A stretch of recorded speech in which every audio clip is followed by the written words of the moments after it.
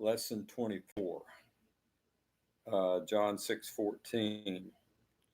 Then those men, when they had seen the sign that Jesus did, said, "This is truly the prophet who has come into the world." The way Jesus provided bread for a multitude in the open air, something of a wilderness, reminded those men of how God worked through Moses to feed Israel with manna in the wilderness. Moses predicted the coming of the prophet they expected. The Lord your God, it says in Deuteronomy 18:15, your, the Lord your God will raise up for you a prophet like men from your midst, from your brethren. Him you shall hear.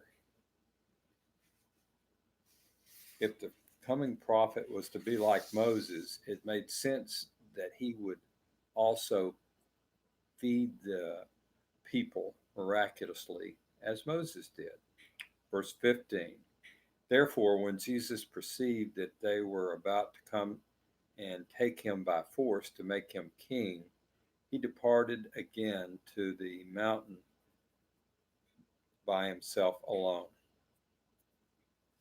The crowd was willing to support Jesus because they wanted to use him to throw off Roman oppression, either directly in Judea or indirectly through Herod Antipas in Galilee.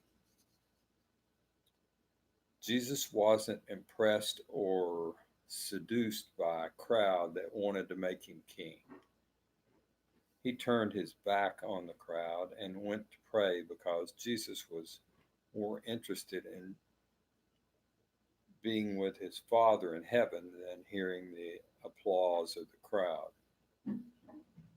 After all, he is God, and the things that interest men don't interest him necessarily. Verses 16 and 17 go on to say, Now when evening came, his disciples went down to the sea, got into the boat, and went over the sea toward Capernaum. And it was already dark, and Jesus had not come to them. Matthew and Mark tell us that Jesus made his disciples get into the boat. Uh, they set off across the Sea of Galilee because Jesus told them to do it. Several of the disciples were fishermen, all accustomed to fishing on this very lake.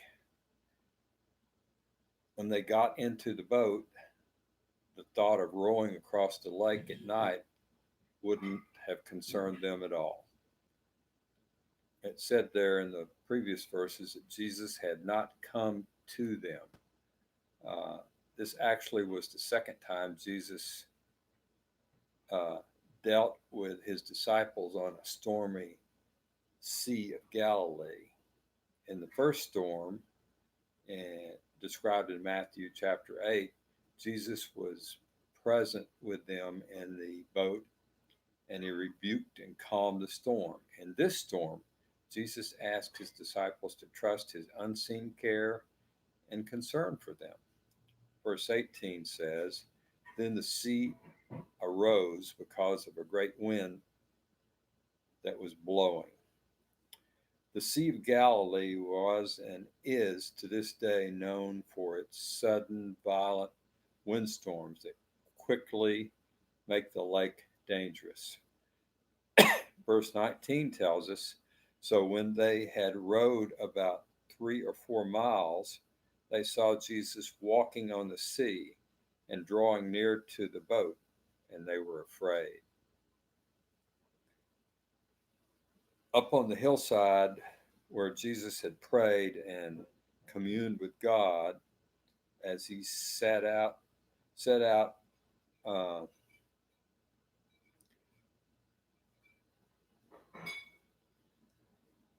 the silver moon had made the scene almost like daylight for him. So he was sitting up on a high hill with the moon shining, and it was kind of like daylight. And down on the lake, he could see the boat. More than likely, he could see the boat and the rowers toiling in the sea. And he had not forgotten about them. He was not too busy talking to God the Father to stop and take care of the needs of his disciples. So they saw him coming and they were afraid. Um, Mark chapter 6 says that the disciples were afraid because they thought Jesus uh, walking on the water was some kind of a spirit or a ghost. They didn't recognize him as Jesus. Verse 20 says, "But he said to them, 'It is I, do not be afraid.'"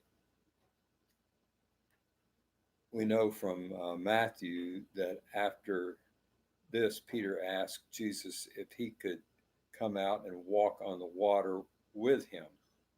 And Peter did do that. We'll stop here for this session.